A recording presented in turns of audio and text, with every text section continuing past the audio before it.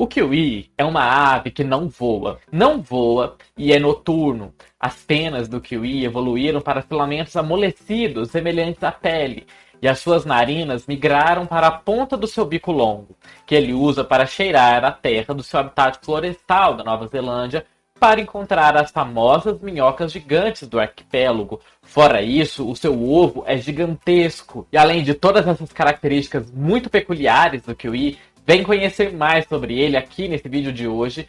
Eu sou o Jordan, biólogo e mestre em ecologia de biomas tropicais, e sejam muito bem-vindos ao canal Eterna Busca.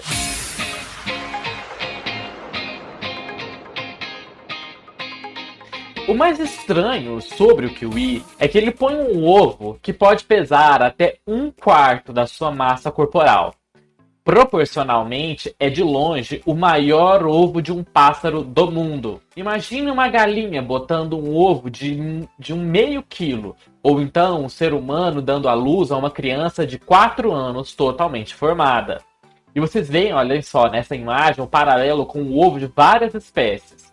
Temos o ovo de uma galinha, aqui o ovo de um kiwi, em preto o ovo de um emu e o outro ovo de um ostrich. Embora uma avestruz possa botar o maior ovo de uma ave do mundo, na verdade, ele é menor em proporção à fêmea que está botando, em comparação com o kiwi. No caso da avestruz, o ovo ocupa apenas 2% do seu peso corporal. Em comparação, o ovo de um kiwi ocupa cerca de 20% do corpo da mãe. Olha só como o ovo fica no corpo. Uma fêmea de kiwi, ela também pode colocar ao longo de toda a sua vida 100 ovos. Imagina colocar esse ovão. A antiga teoria aceita sobre o ovo de kiwi, proposta por Stephen Jay Gould, era que ele era simplesmente um resquício evolutivo de quando os kiwis eram pássaros muito maiores, porque eles são pássaros bem pequenininhos. O pensamento era assim: antes que os humanos chegassem lá e matassem todos eles, o único parente ratita, que é o grupo de aves da qual o kiwi faz parte, era o moa, um pássaro muito grande que não voava e que tinha até 3,6 metros de altura e pesava mais de 230 quilos. E, embora o único parente do grupo ratita que exista na Nova Zelândia seja o moa, na antiga Gondwana, que é o nome dado à massa de terra unida, né, que depois se partiria e daria origem à América do Sul, à África, à Índia, à Austrália e à Nova Zelândia, existiam outras aves desse mesmo grupo. Esse processo de especiação que acontece após essa separação entre os continentes é conhecido como vicariância, quando uma espécie se fragmenta em outras pelo isolamento entre elas. Uma vez que, pelo que Gould, o autor que propôs essa teoria, sabia na época, todas as outras ratites eram igualmente grandes, tal como o moa, os avestruzes, as emas, os casuares, o extinto pássaro-elefante, todas aves bem grandes. Fazia sentido afirmar que todos os ancestrais ratitas eram pássaros igualmente grandes que se especiaram após o Gondwana se separar. Portanto, Gould, o autor, raciocinou que os kiwis diminuíram de tamanho em relação aos ancestrais, como os ancestrais, no caso do moa, que seriam os ancestrais grandões. Mas mantiveram, no caso dos kiwis, o ovo do tamanho do seu ancestral, do tamanho de um ovo de um moa, por exemplo.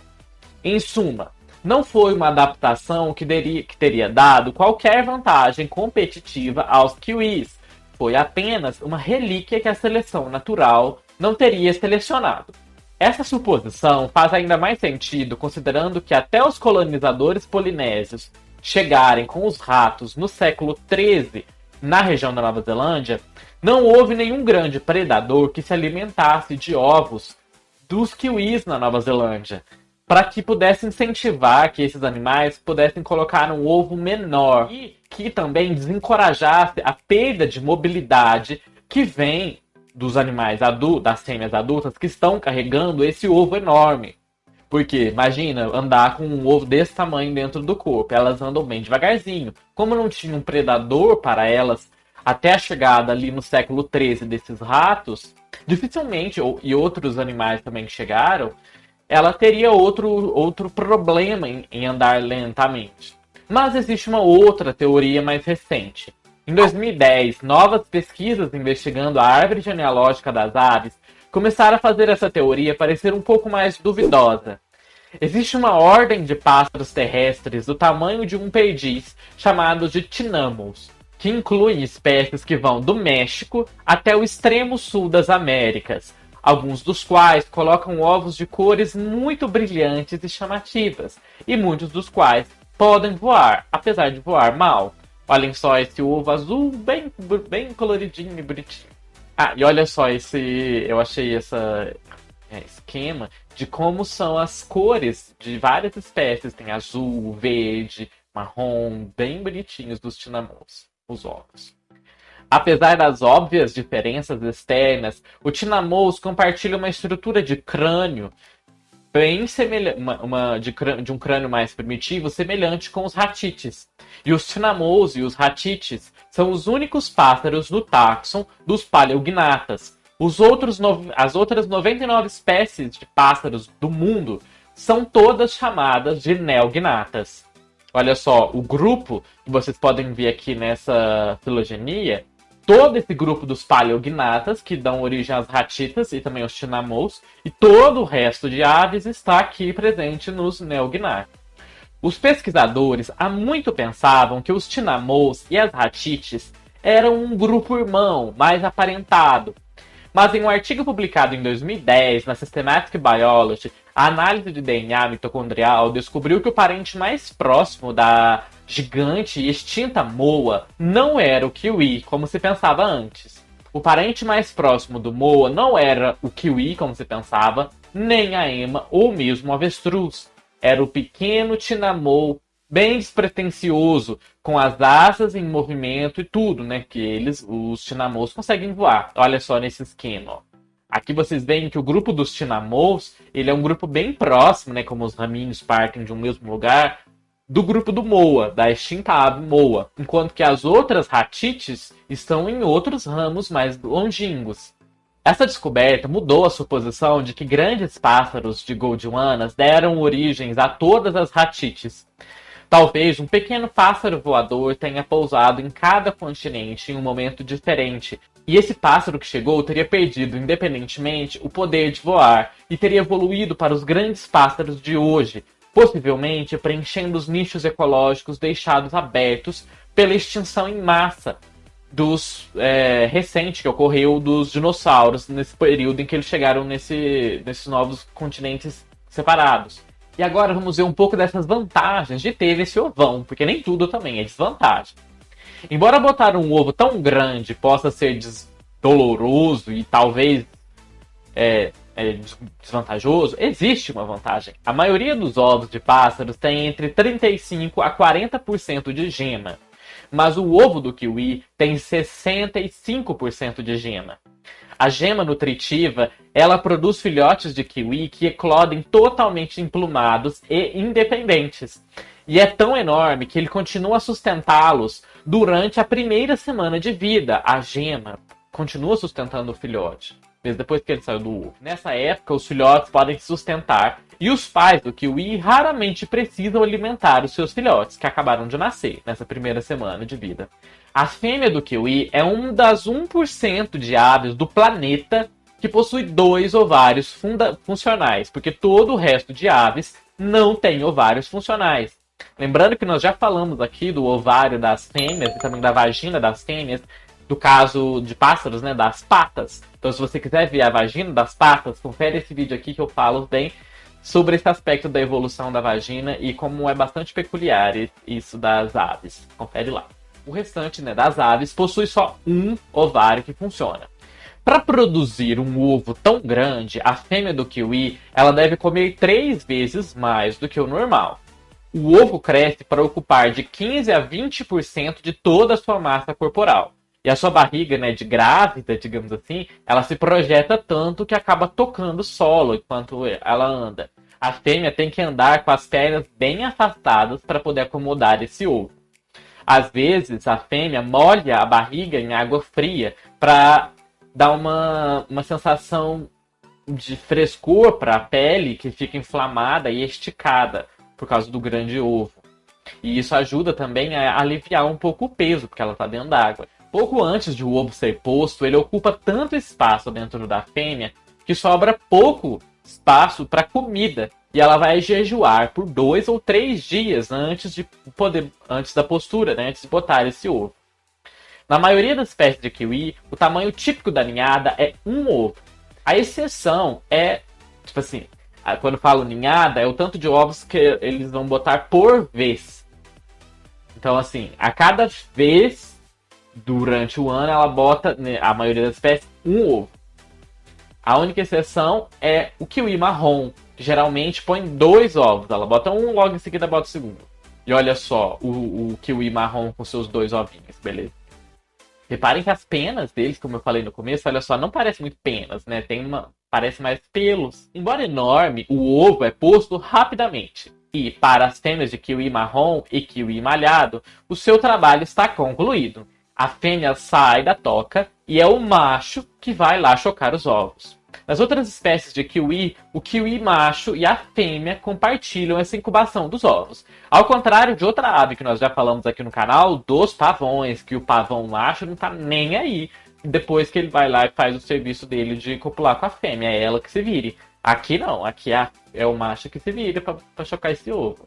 Em ninhadas de 2 ovos, o segundo ovo já terá começado a se desenvolver dentro da fêmea e será posto cerca de 25 dias após o primeiro ovo ser posto.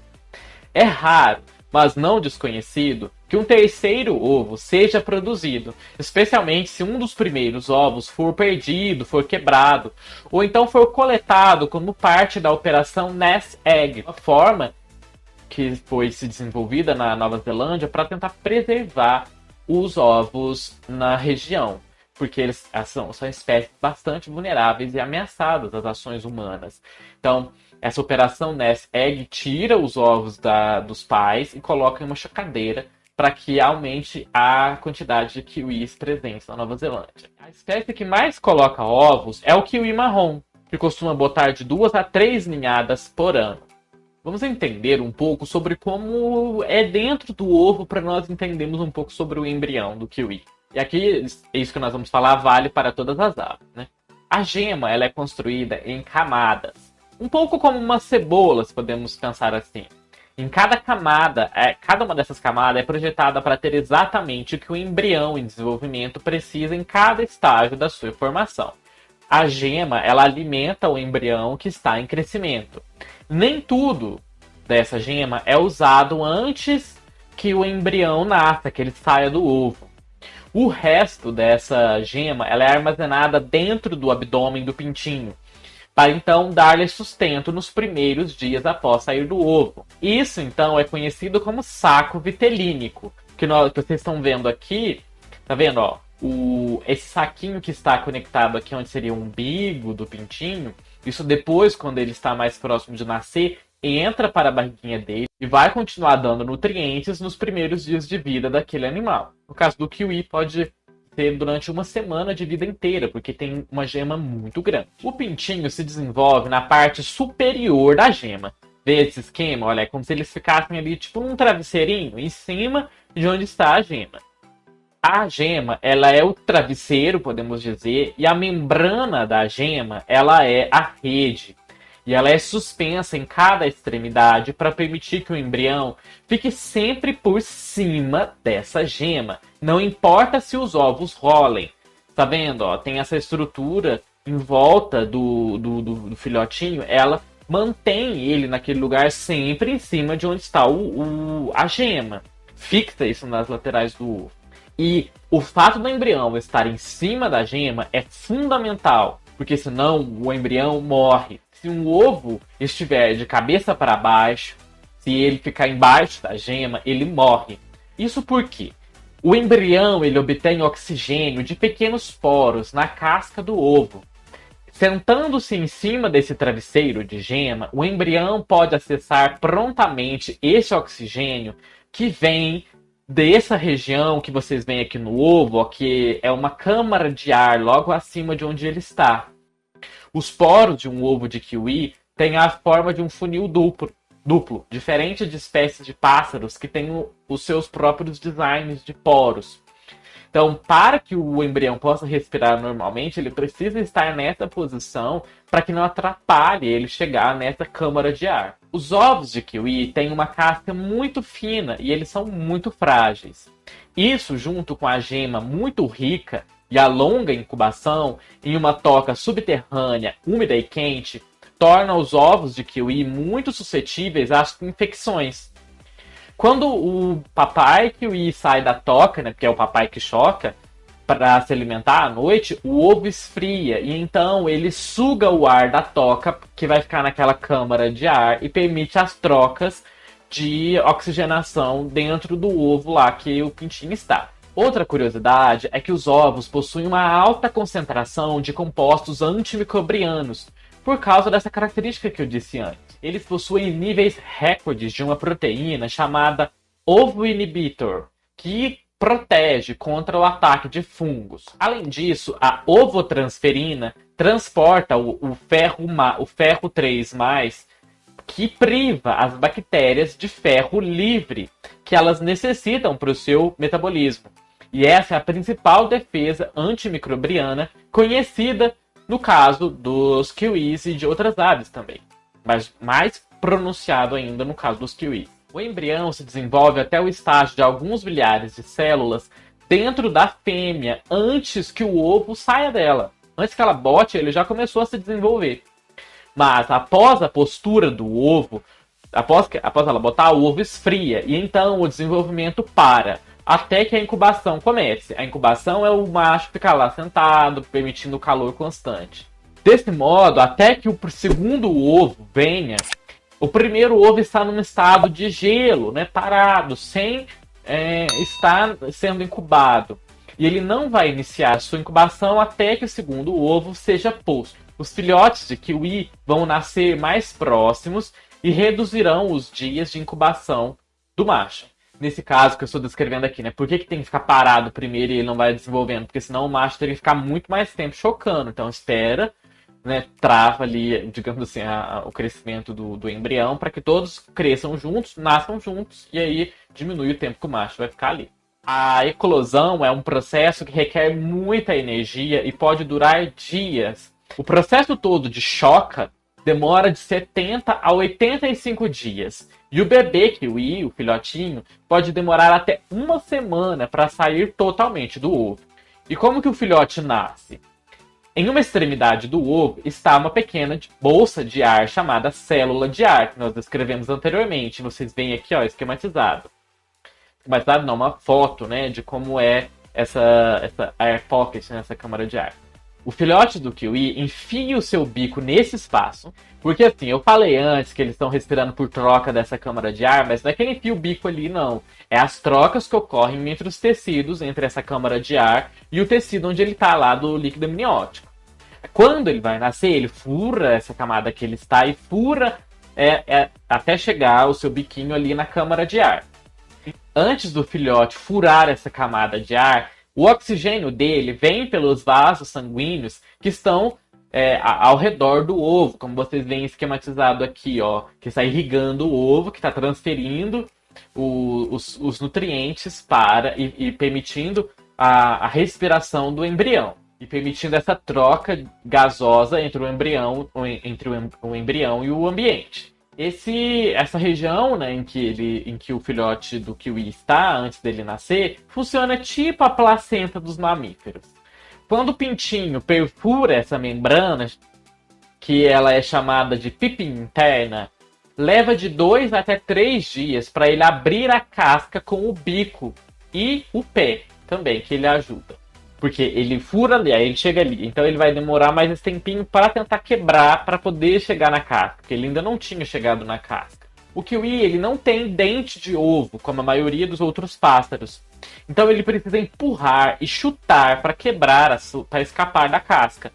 Porque, lembrando sempre que esse dente de ovo não está só presente nas aves. Répteis também têm dentes de ovos. Então, assim, E isso é mais uma coisa que torna o kiwi muito peculiar em relação a outras aves. Às vezes, a rachadura surge na casca por vários centímetros e permanece assim só como uma rachadura, enquanto o kiwi vai respirando, ofegando, engasgando nesse processo lento de ter força, porque é desgastante. Isso é uma outra boa razão para que os kiwis tenham narinas no final do seu bico. Porque olha só, tá ali ó, bem na pontinha do bico, então ele pode ficar com o biquinho ali na câmara de ar, respirando ali, enquanto ele está ali saindo do ovo. Porque ele tem os nutrientes da gema, então ele não precisa comer, mas ele precisa respirar. À medida que essa eclosão vai progredindo, que ele vai rompendo, vai acontecendo todo esse processo, ocorre um aumento gradual no funcionamento do sistema respiratório e também cardiovascular do pintinho. E o saco vitelínico ele vai sendo retraído para a cavidade corporal do pintinho. Esse é um depósito de alimentos, né, o saco vitelínico, como nós temos antes, para o pintinho nos seus primeiros dias e vai ser feito com aquilo que o pintinho não usou da gema durante até aquele momento. Onde isso entra no corpo é o seu umbigo, né, podemos dizer assim, tal como nós. Por isso, nunca, assim, o processo do kiwi é um processo bastante lento e demorado. E isso é mais uma das razões. Não quebrem, se você tem acesso a uma galinha ou outra ave que você tem acesso ao ninho dela, não quebre o ovo dos pintinhos antes. Porque algumas pessoas costumam fazer isso. O pintinho começa a nascer e eles começam a quebrar para ajudar o pintinho. Não faça isso. Deixe que o pintinho leve o seu próprio processo, leve o seu próprio tempo para conseguir fazer isso. Os arminhos matam esses animais bonitinhos 95% dos filhotes de kiwi antes deles completarem seu primeiro aniversário. A menos que haja um programa muito bom no controle desses predadores, desses arminhos, que não são animais nativos da Nova Zelândia. Os arminhos foram introduzidos no século XIX. E sabem para quê? Para controlar a população de coelhos da região que saiu de controle. Tava lá reproduzindo coelho aos montes, por tudo quanto é lado, tinha que dar um jeito. Aí eles fizeram o quê? Inseriram o arminho. E o arminho começou a fazer o quê? Comer as aves tudo da região.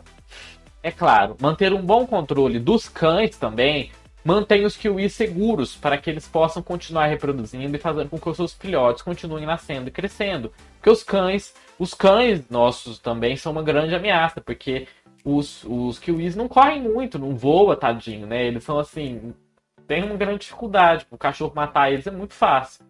E o que vocês acharam de conhecer um pouco mais sobre o processo de nascimento das aves, né, de nascimento dos pintinhos, e de conhecer um pouquinho mais do kiwi com seu ovo gigantesco? Se vocês quiserem saber mais sobre kiwi, comente aqui que quem sabe no futuro eu também não faça mais um vídeo. Mas eu particularmente achei muito interessante conhecer mais essas características desse ovão gigante do kiwi. Espero que vocês também tenham gostado. E vou deixar indicado aqui para vocês esse vídeo que eu falo um pouco mais sobre uma outra ave também muito maravilhosa, pavão. Então, se você não conferiu esse vídeo dos pavões, confere aqui. E também confere essa outra série de vídeos em que eu falo várias curiosidades animais. Eu tenho uma série de vídeos tratando de várias curiosidades animais que certamente você vai gostar. Então confere lá essa playlist. Espero vocês no nosso próximo vídeo e até mais!